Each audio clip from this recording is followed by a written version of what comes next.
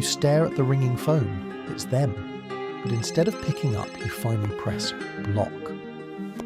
That single, silent click isn't a temper tantrum. For millions of adults, it's a desperate act of survival. Society aggressively pushes the narrative that family is everything, often treating those who walk away like they've committed a moral crime. But psychologists have uncovered a hidden epidemic, an unprecedented wave of people voluntarily severing ties with their parents and siblings.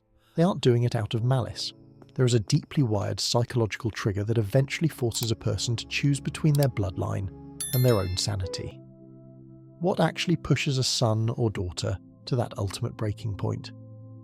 The answer reveals a terrifying truth about toxic bonds, one that most families are completely blind to, right up until the exact moment they lose their child forever. How could you do this to us? You've ruined everything we built! This is all. How could you do this to us? I didn't mean for it to happen. It wasn't my fault. I can't believe you're doing this to us. Alex is suffering because of your selfishness. You have to give us the money now. Think of the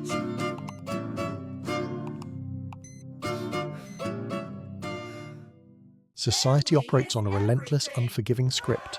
You only get one mother. Blood is thicker than water. Family is family. For the rest of the world, those phrases are comforting platitudes. But for someone trapped in a toxic family dynamic, they sound like a life sentence. From the outside looking in, people see a child who simply gave up, a selfish adult holding on to a pointless grudge. What they don't see is the invisible, decades-long psychological warfare that led to this exact moment.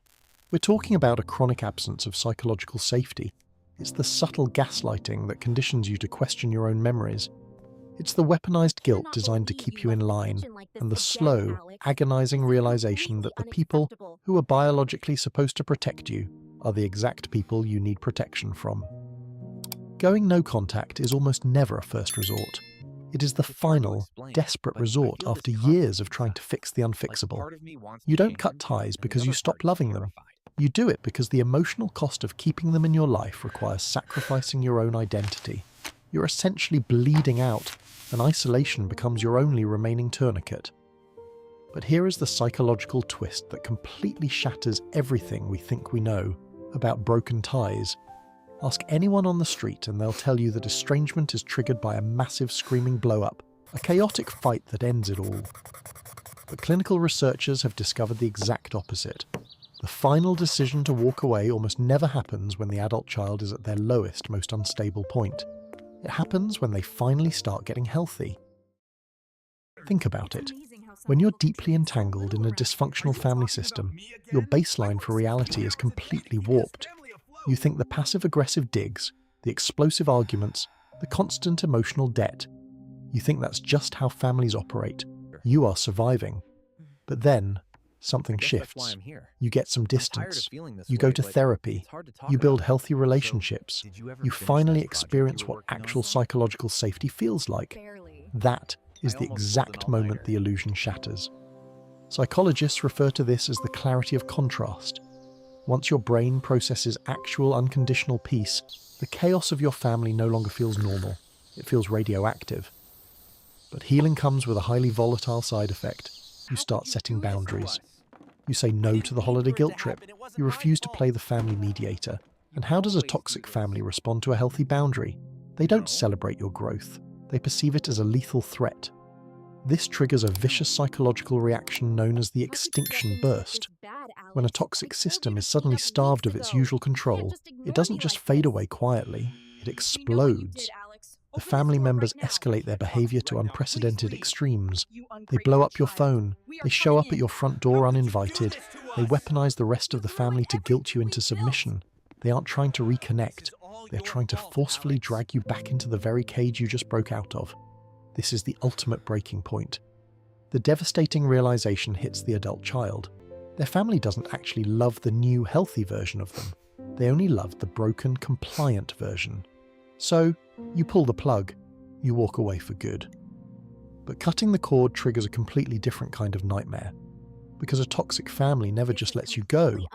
They immediately rewrite history, and the story they tell the rest of the world about why you left is genuinely chilling.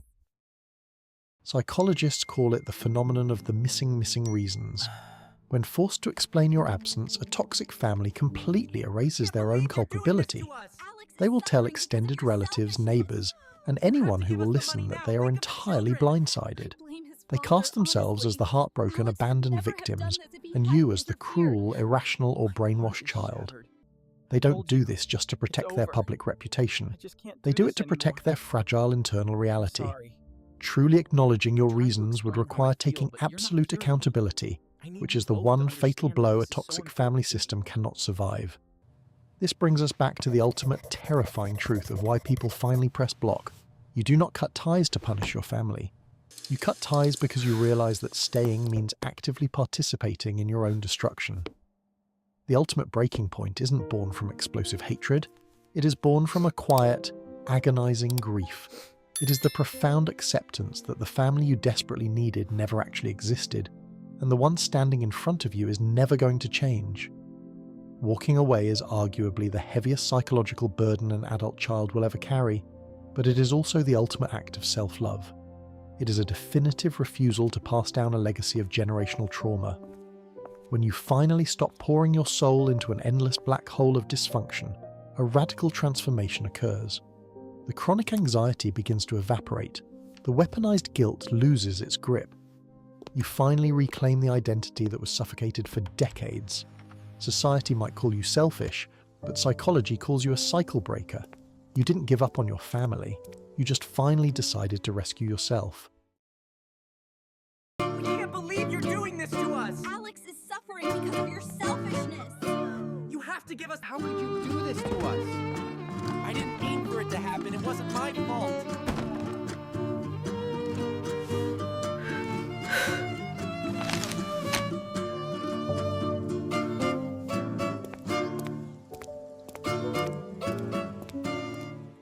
Rescuing yourself is the most courageous decision you will ever make, but the days immediately following that choice can feel incredibly isolating.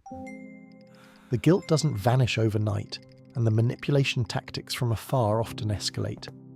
If you're standing in the messy, overwhelming aftermath of going no contact, you need a psychological strategy to protect your newly established boundaries.